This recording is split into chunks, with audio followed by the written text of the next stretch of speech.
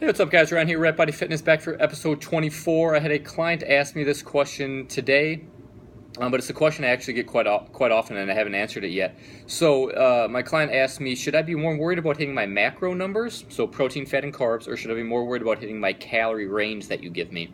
So I give all my clients who are tracking their food their macro numbers to be shooting for in grams, and then their total calories that they should be shooting for on a daily and a weekly basis when they start tracking their food. So first of all, if you hit your macro numbers, your protein, fat, and carb numbers, you're going to hit your calorie numbers because that's what your calories are made up of, protein, fat, and carbs. I won't get real specific on how that works, but you hit your macros, you will automatically hit your calories. So I always say, first of all, you should be looking at your macro numbers on your food log before calories, because if those are hit, calories have to be hit. Instead of just looking at a calorie range of say 1,200 to 1,300 or 1,400 calories, well, you could easily eat 1,000 calories of carbs and only a couple hundred calories of protein, and that wouldn't be good, as we know, especially if you're resistance training.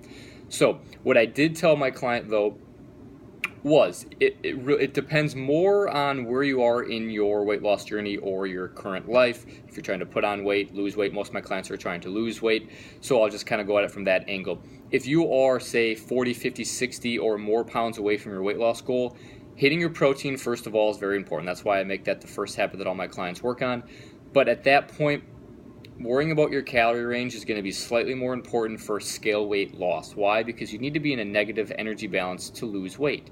That means you need to be burning more calories than you take in on a day-to-day basis. So if you figure out that your maintenance calories, or the calories that you eat on a day-to-day basis, are, say, 2,000, you eat that 6 to 7 days a week and you maintain your weight, then you need to eat less than that to lose weight. And I usually put people in a 15 to 25% deficit, so that brings you down to maybe 16 to 1,700 calories to eat on a day-to-day basis. At that point, then we talk about how do you want to break down those 1,700 calories into protein, fat, and carbs. If you're someone who's 3, 4, 5 pounds away from their weight loss goal, or in a maintenance mode, or just trying to maybe change body composition, gain some muscle, not really worried about scale weight, then I think macros are more important. At that point, you got to be more specific with how much protein you're eating compared to carbs and fat. But if you're 50, 100 pounds away from your weight loss goal, you've just started, worry more about the basics. Just get in a good calorie range and eat a lot of protein.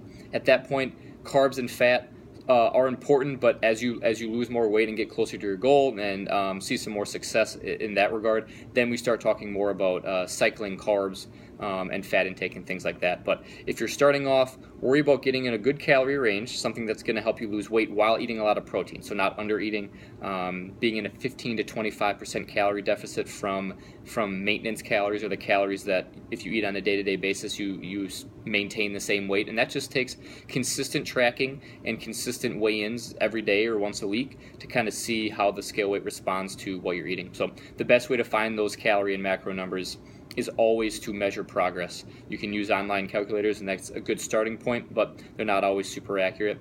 So you got to be actually measuring progress via scale weight and measurements and things like that. So hope that answers the question, guys. Thanks.